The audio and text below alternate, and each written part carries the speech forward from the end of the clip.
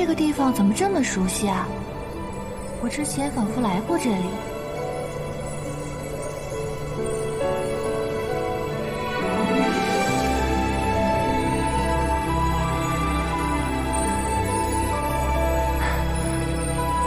双花，我以为我们再也见不到了，没想到你又出现在我的梦里了。这不是梦，吉米，只有你能帮我出去。我想去告诉那个人，我爱他。爱到底是什么？爱便是你时时处处都想跟那个人在一起。他笑的时候你会很开心，他哭的时候你便会伤心。纵使你被禁锢，你也会不顾一切冲破这枷锁，去到他的身边。我对王上仿佛也是这样的。那你便是爱上他了。我爱他。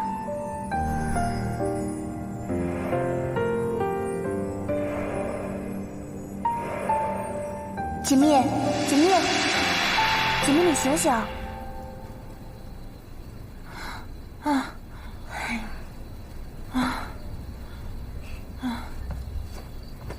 羌活，咱们今日就到此为止吧。啊，你都已经醉了，我一会儿就给你弄碗醒酒汤喝。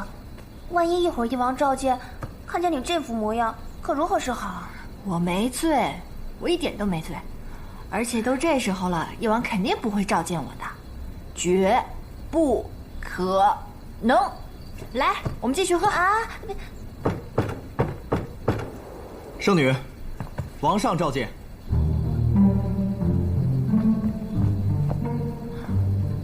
这么晚了，王上何时召我？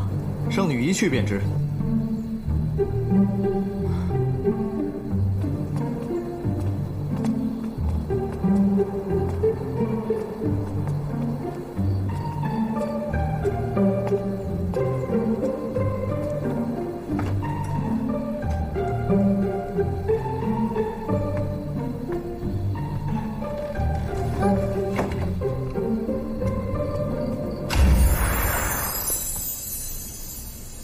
好戏开锣，观者速速就坐。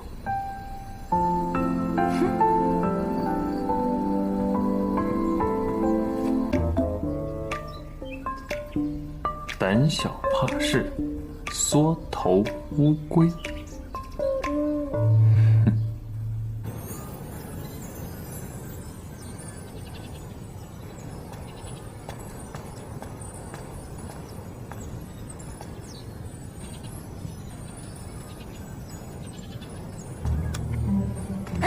这是何物啊？王上，这是龙鳞。龙鳞？这是一位放路的神仙所赠的。神仙？男神仙还是女神仙？男神仙。这世上哪有龙啊？我看你是被骗了吧？不可能，臣亲眼看过好几次，绝对是货真价实的。亲眼所见？你们见过几次啊？王上这么紧张干什么呀？我哪有紧张？王上，您要是不信的话，我可以把他召唤出来。不准啊！以后都不准。本王已经下旨了，举国驱除方士，你可别破坏了国家法度啊。是。书上说，一条龙的逆鳞只有咽喉下的一片是月牙状的，可是龙之逆鳞，拔之将死，触之必怒。有哪条龙会傻到让人去碰？又有哪个不怕死的会去拔呢？这个骗子连龙鳞都做得那么不走心，亏得你信。是。既然是这样的话，那王上就把这个还给臣。既然你说这是龙鳞，全当它是吧。我觉得它挺配本王，不如你把它赠予我吧。不可。臣的这位朋友乃是神仙，他好心相赠，臣再把他赠予王上，这不合适吧？还你。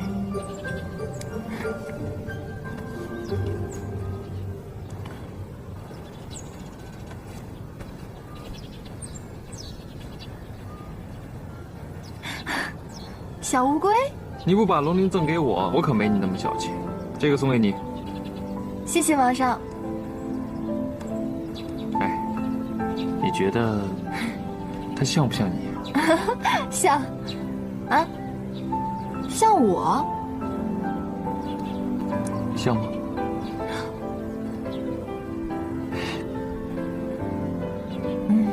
像。来而不往非礼也。你不把龙鳞赠我，我却赠你一只小乌龟，那你得送我点别的东西吧？那王上想要何物？其实也没什么东西，我想要的只有一物。何物？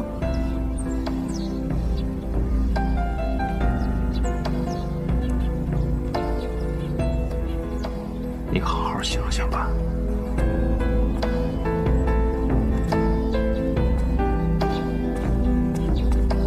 让我好好想想。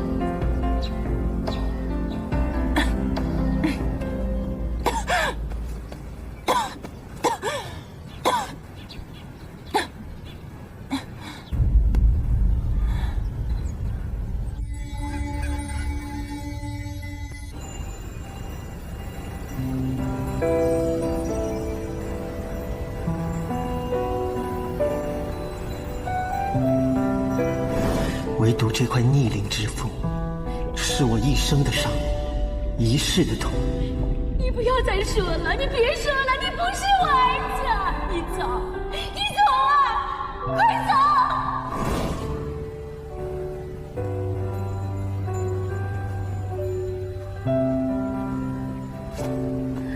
殿下不必克制。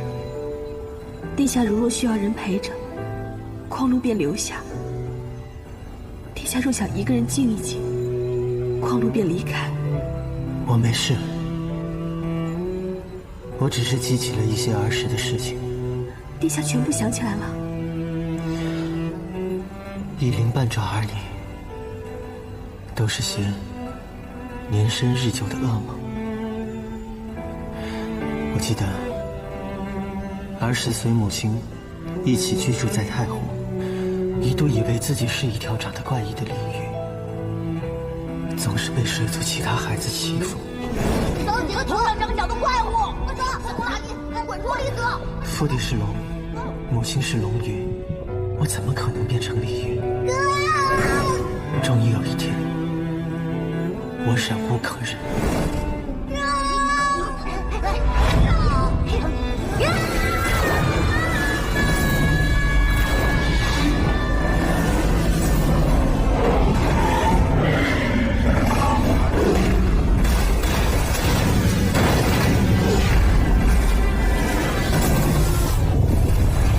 没想到那次反抗，竟让我尝尽苦果。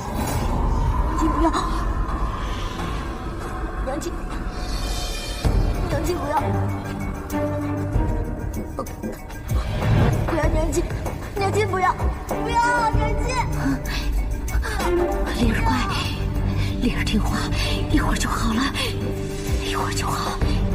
乖，不要不要，听话，一会儿就好了。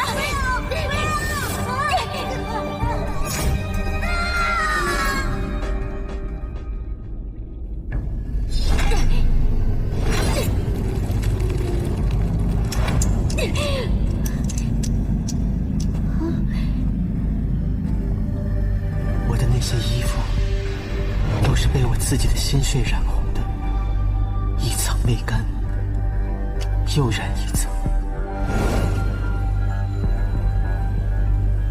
从出生起，我便被母亲藏在湖底最为幽深黑暗之处，暗无天日的活着。你知道那个时候我最害怕的是什么吗？拔龙鳞，玩龙角吗？黑暗，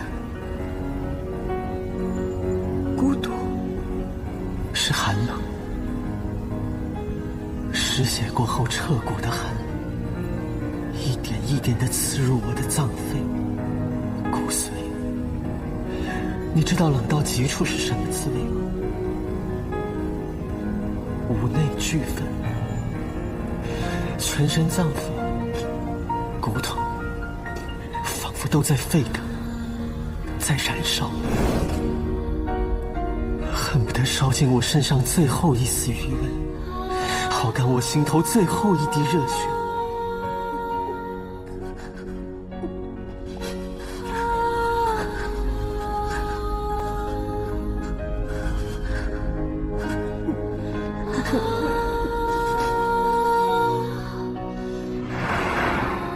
如今想起来，还冷得直打哆嗦。别再想了，殿下。这般难过的往事，不如忘了更好。匡洛，你我虽为主仆，但你却是太司仙人的长珠，从小便在万千宠爱中长大，而我却是个被生母遗弃、见不得光的私生子。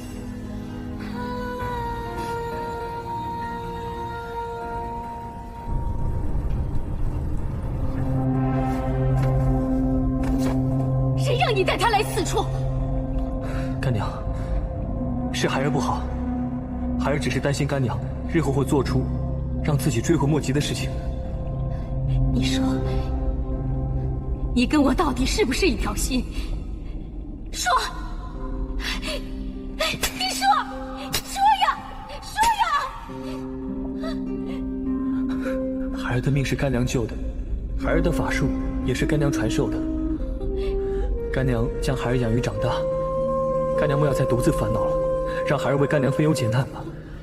干娘既然日夜思念大殿，为何偏偏不与他相认呢？不堪回首，不堪回首。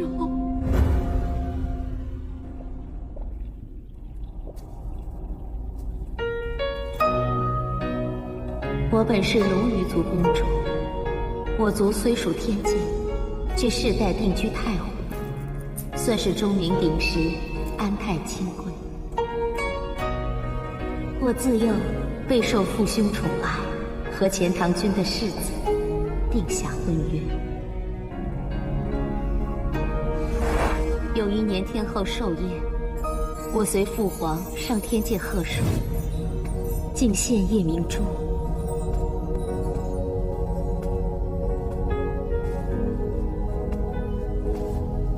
当时我还年轻，懒于应付，又被天界奇景所吸引。流连往返之时，我迷路误入行经阁，与一位仙人不期而遇。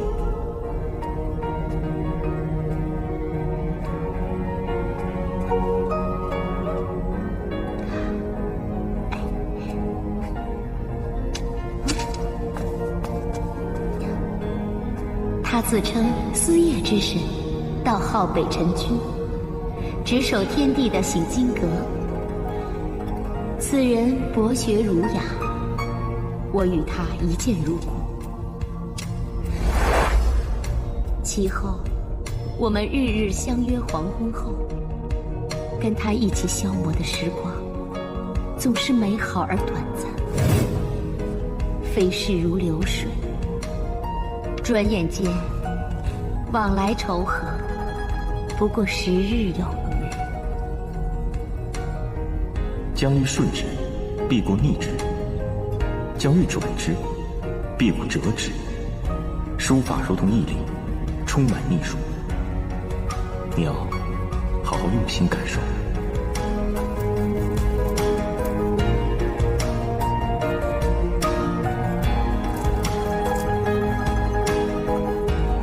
这真是沧海月明，珠有泪；蓝天日暖，玉生烟。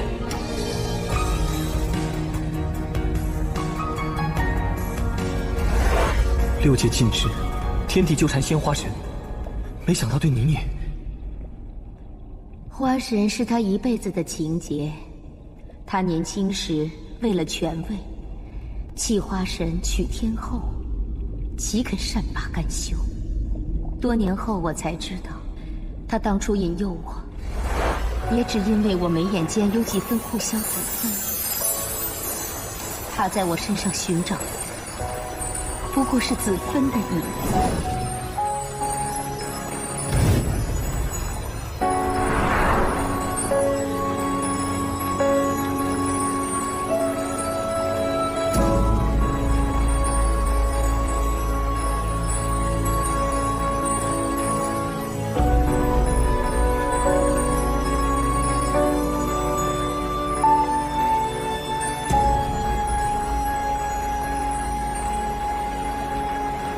江南生子木，灼灼运芳华。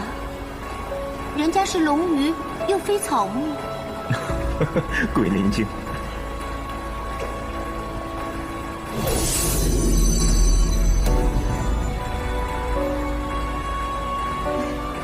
忽堕胶珠，红素素。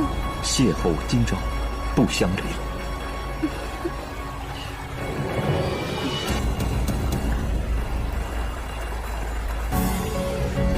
我随父王在天界住了月余，便访诸先后，便要回太湖了。在临别前一夜，我去找他，想与他道别，他却如尘露般消失个彻底。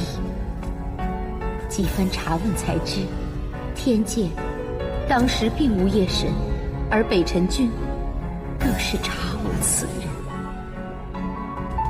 无奈归期已至，我随父王去拜辞天后。万万没有想到，天帝送我的灵火珠，为日后埋下了多大的祸患。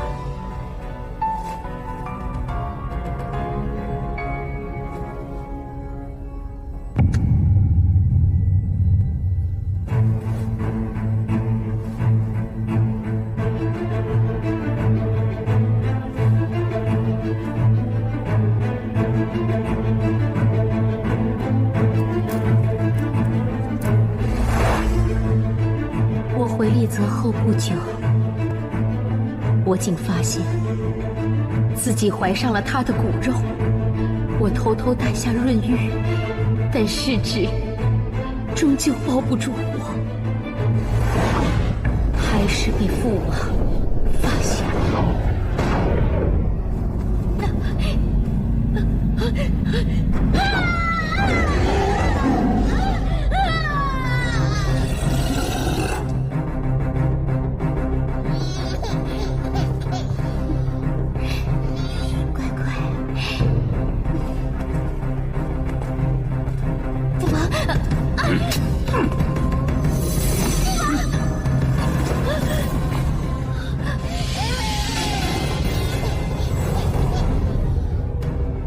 父王，龙，我父王一眼就认出了他的生父，那时我才知道北辰君的真实身份。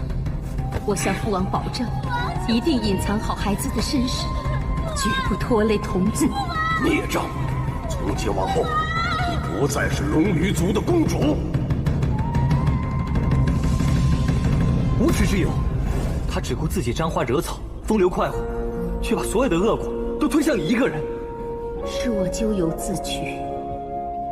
若我一人承担这恶果也便罢了，出了这等事，我父王自知理亏，主动解除我和钱塘君世子的婚约，再三赔礼道歉。哪知那钱塘君性烈如火，不依不饶，不久竟将我父王以不守婚约为名告上天界。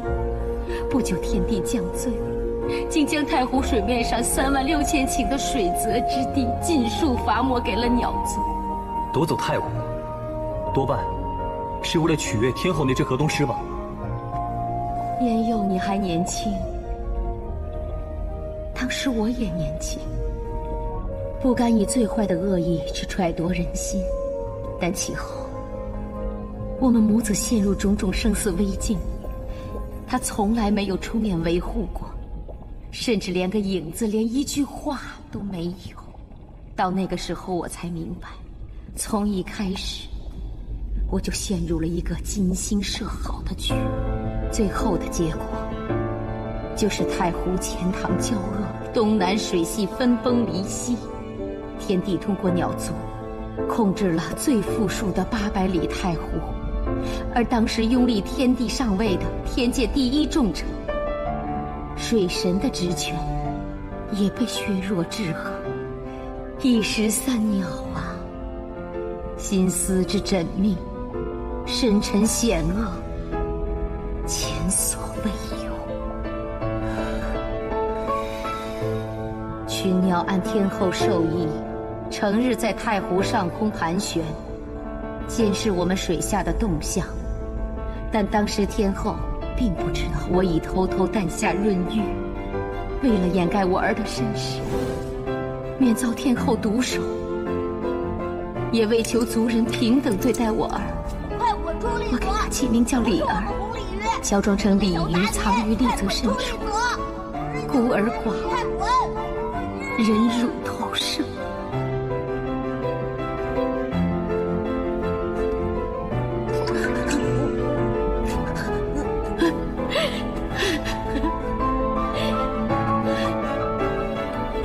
李儿，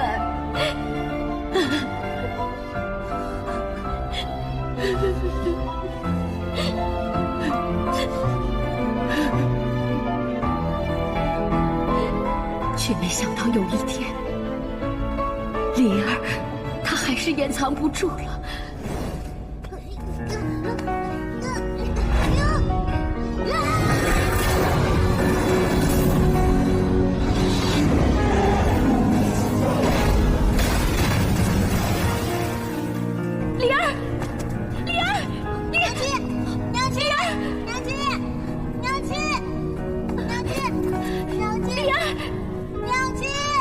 退下。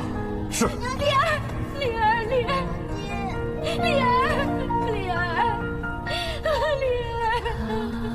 李儿。这是何人？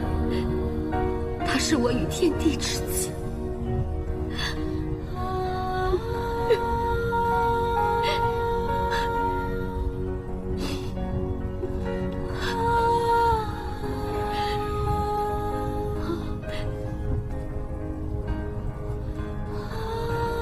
撤！先生，林雀长老让我们查查湖底是否有异常，如此上岸，只怕不好交代。我洛相府何时要向鸟族交代？太湖之上归鸟族，这水底下的事情还轮不到鸟族来智慧吧？先生说的是。本神方才仔细查验过了，湖底水文并无异常，只不过临近望月之期，潮汐渐涨罢了。天帝问起，如此答复。是。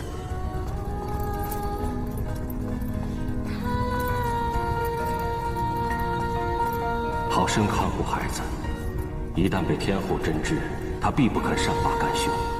太湖不能再出事了。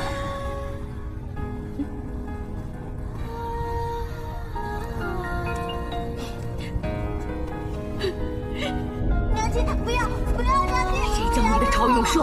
说，谁教你的？什么超勇术？他们打我太痛了，我生气就喊了一嗓子。你答应娘亲，我们下次不要再喊了。答应我，快答应娘亲！答应娘亲！答应娘亲！他们怎么总是嘲笑我、辱骂我、欺负我？是不是我被他们打死也不能反抗，不能喊叫？娘亲是不是希望李儿死掉？李儿，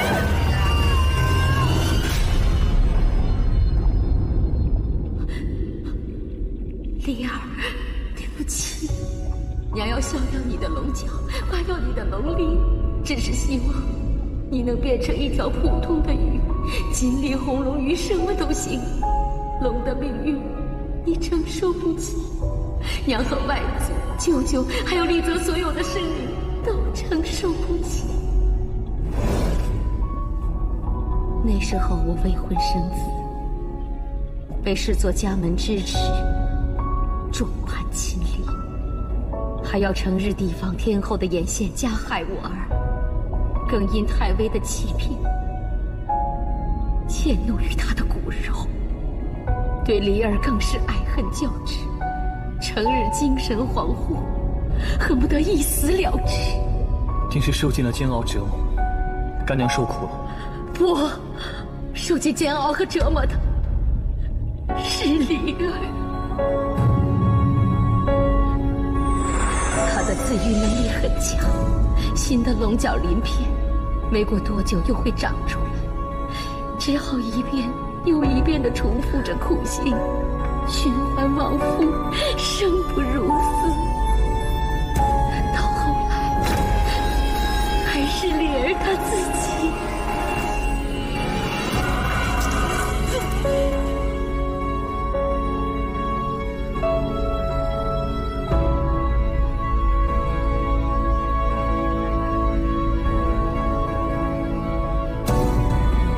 实在太难熬了，每一天我都恨不得一死了之。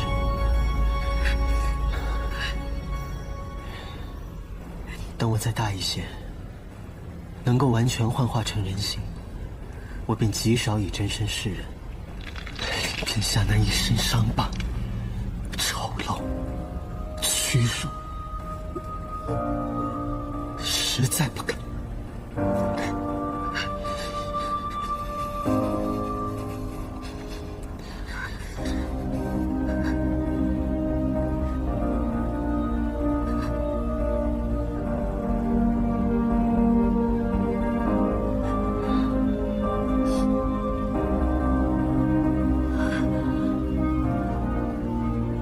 谢谢你。后来，偶然从一条老青鱼那里得知，鱼离水必死。那天晚上，我下定决心，跃出了水面。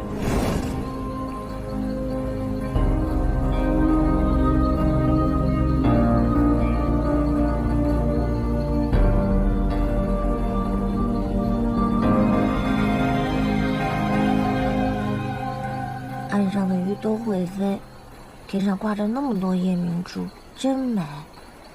死了也值了。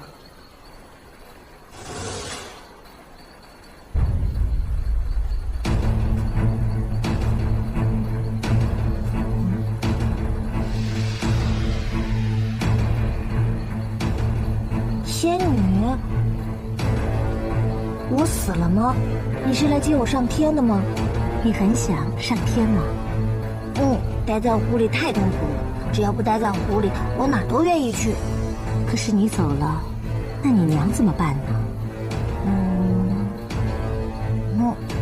可怜的孩子，那你跟我上天好不好？是不是我走了，我娘亲就再也不会悲伤难过了？只要你听我话，跟我走，那你就不用受苦了。那我娘亲呢？你娘亲也会解脱的。把手给我。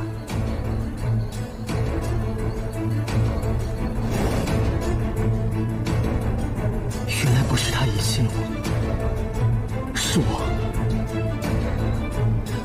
是我离开了他。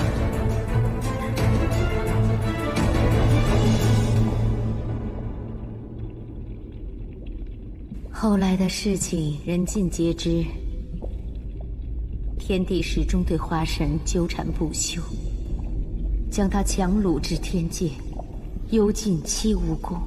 那时候在天界，飞天后立花神的消息甚嚣尘上。天后为巩固后位，亲下太湖，一把火烧了丽泽，夺走了我的丽儿。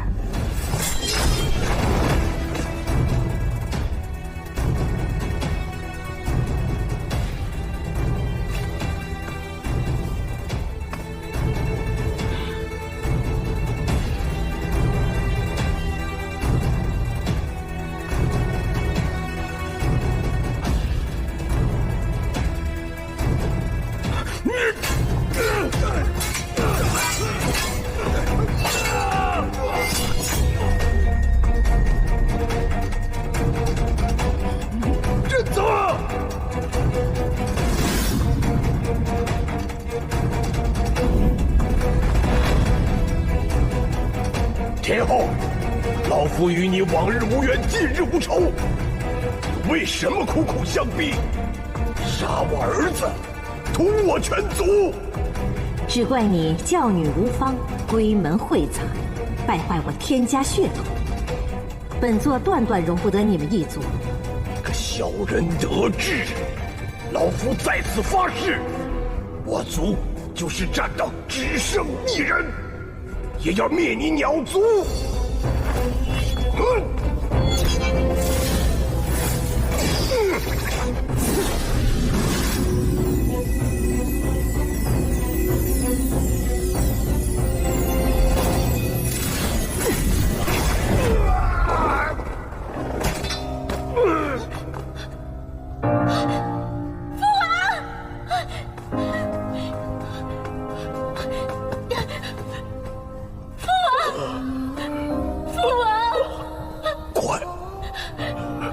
快走！父王，我不走。为父原谅你了。要活下去。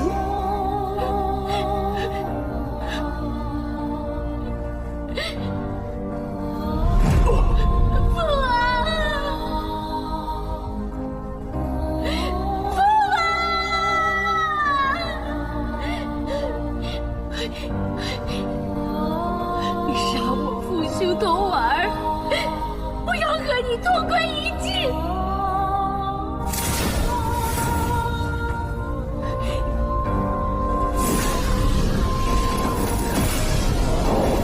不自量力的妖精！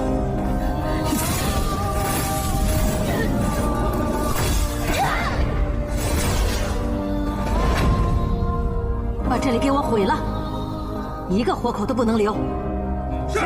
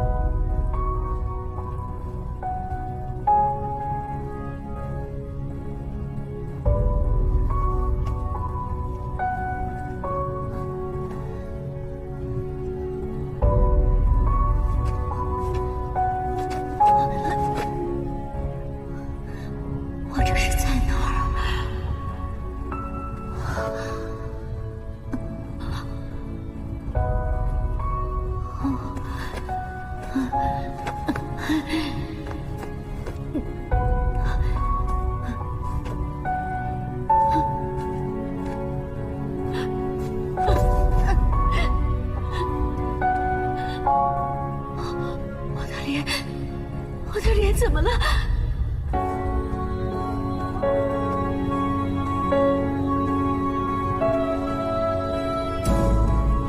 你醒了，先生，这是哪儿？这里是洞庭湖的云梦泽。我怎么会在这儿？我不是应该在丽泽吗？当我赶到那里的时候，已经是一片废墟了。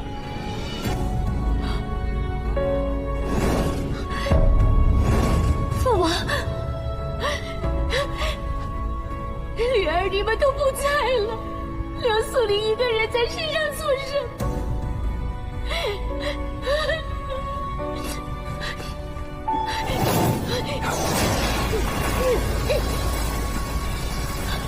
世上莫有狼物，素玲家破人亡，万念俱灰，只想早日与家人团聚地下，出先上成全。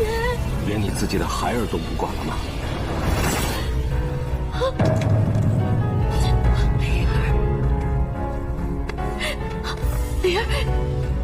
灵儿在哪儿？她还活着，被天后带去了天界。他们要对她做什么？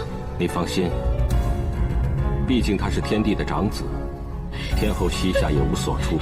无论如何，他们都会善待于他的。你们两个是骨肉至亲，世上没有谁能把你们分开。只要你活着，总有一天，你的孩儿会和你相认的。我还能等到那一天吗？只要活着，就还有希望，总好过哀莫大于心死。先上非我，安知我之悲？若是肃立，只以求死。人固有一死，太上不辱先，其次不辱身。这是花界的血阶生机膏，可以化腐生机。你们龙鱼一族世代清贵，倘若你真的求死，也需体面一些。我不需要，我不需要！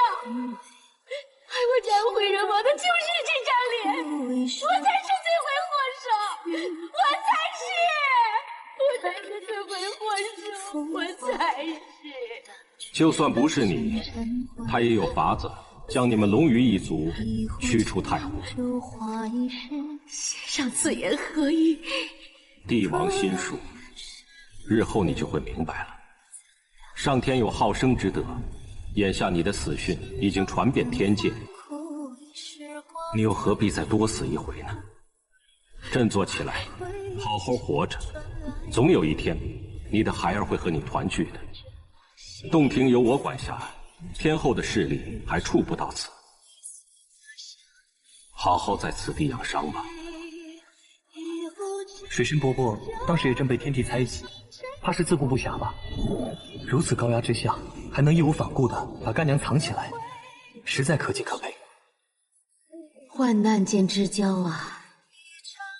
当时的我，一味沉浸在自己的仇恨里，根本不记得，当时天帝囚禁花神，逼花神与水神决裂，当时水神的孤愤悲痛之情，并不亚于我。果然真君子。既然水神与干娘有恩，干娘为何还要利用锦觅呢？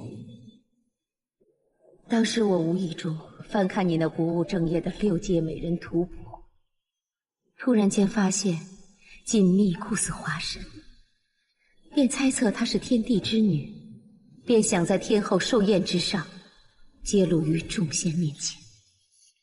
我相信以屠瑶的性情，一定不会善罢甘休，定会与太尉生出嫌隙。也许这个时候，我族便可东山再起。原来如此。可是锦觅是为水神之女，属仙事后与我提起，我才知晓，差点对水神犯下大错。我与锦觅交情匪浅，日后我会与她解释的。她重情重义，一定会理解干娘你。走到今时今日，我早已别无选择。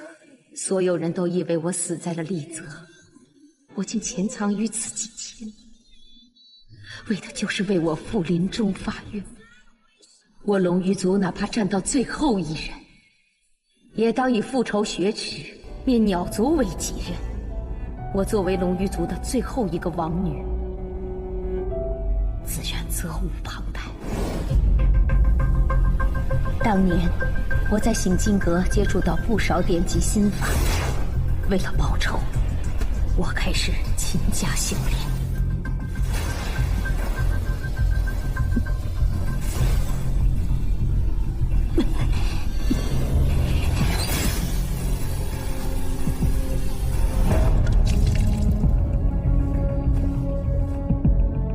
不论邪魔正道，只要能增长修为，皆来者不拒。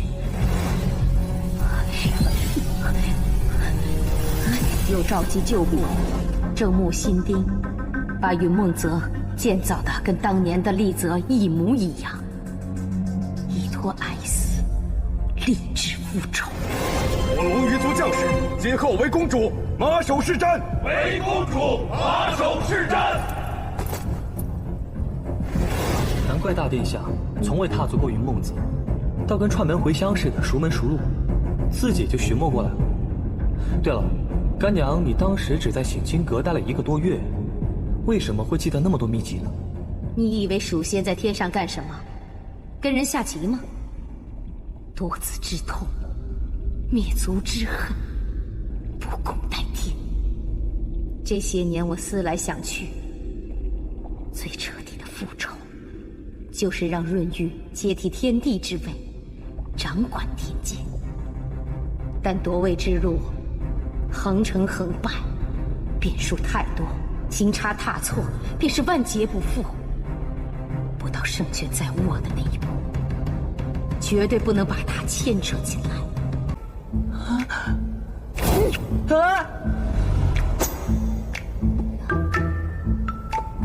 你违规？没有啊，你身体一定动过了，而且至少往后退了1尺，红线船也掉下来了。老夫的脑袋又不是方的，这圆溜溜的东西怎么站得住啊？那就量一量。刚才我扔飞镖之前，我们至少相距了有1丈，也就是10尺。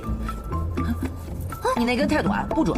我这根才是标准1尺。老狐狸，你肯定在红线上做手脚了。死鸡，难道你不会动手脚吗？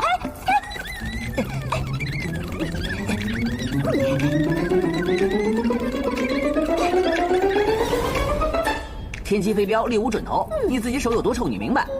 老夫刚才要不是往后面退那么一点点，这喉咙就要被你射出个血窟窿了。哈哈，那你承认你违规了？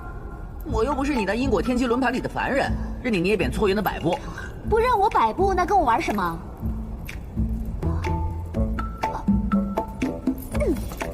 真烦！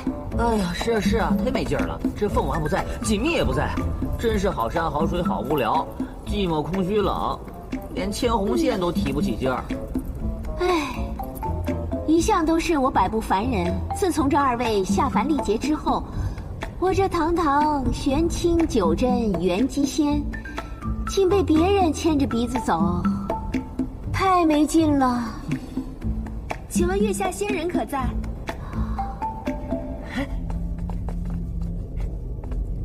小锦觅，你可算回来了，历劫可还顺利啊？凤娃呢？凤娃没跟你一道回来吗？你是昏了头了还是糊了眼啊？这位是太寺仙人的长珠矿鹿仙子。老夫眼睛好得很，是只小矿鹿啊，和小锦觅长得实在太像了。果然是老眼昏花。我怎么记得我大侄子的玄机宫里也有个叫矿鹿的？月下仙人记性好，小仙正是玄机宫的矿鹿，也是太寺府的矿鹿。啊，来，小矿鹿，来找老夫有什么事啊？是想问姻缘，还是求红线啊？今日家父寿辰，奉家父之命，特邀2位先上去太寺府一起喝酒听戏。哎呀，这时间仓促，我们也没准备寿礼呀。本就是个不大不小的寿辰，家父本意不想大操大办，只想请相熟的仙友们一起聚聚，高兴高兴。收礼倒违背家父的初衷了。还是太寺仙人想的周全，我们这儿正闲得生烟，有这么一桩巧宗，那我们恭敬不如从命，咱们走吧。等等，老狐狸，你又出什么幺蛾子？润玉造孽呀！这般鲜灵灵的小女娃，嫩的都能掐出水来，可就为了吃她那个清寒寡淡的调调，给你穿的这样素，简直令人发指。不关殿下的事，是我自己。哎呀，好了，别说了。知道的呢，晓得你刚从玄机宫出来；不知道的呀，还以为你去奔丧了。这太寺仙人过个寿，看他的独苗穿得这么寒酸，得多难受啊！呸！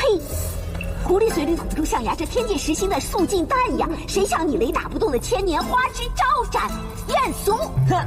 你高雅，远看一团雾，近看一团烟，不男不女，不阴不阳。这几些年来不谈情说爱也就罢了，还总往我这儿跑，老夫的招牌呀，都要叫你砸了！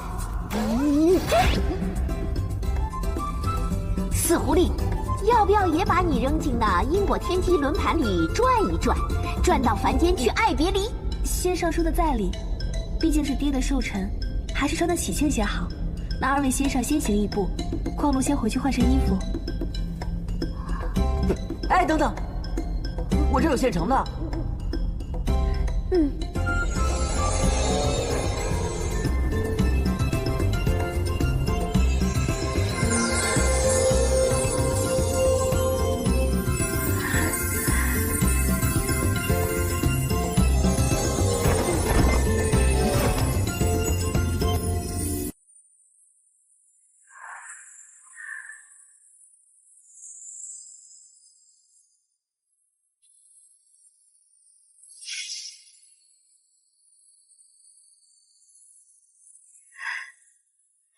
哇，惊艳！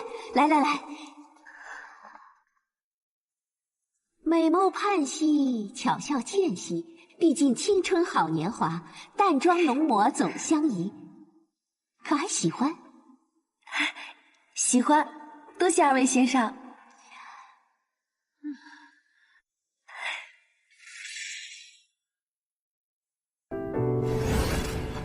像，太像了！你真不是锦觅失散多年的妹妹啊！不知夜神殿下喜欢怎样的女子？他应该喜欢我这样的吧？真的像吗？谁穿红的，在他眼里都是一般好，都长一个样，缺心眼儿。别理他。怎会？锦觅仙子是6界第1大美人，人美心又善，匡庐羡慕都羡慕不来，拿我跟锦觅仙子比，实在是过誉了。老夫看你十分顺眼，送你根红线玩玩。老夫我虽然不长仙人姻缘，但留个彩头也是好的呀。多谢先生。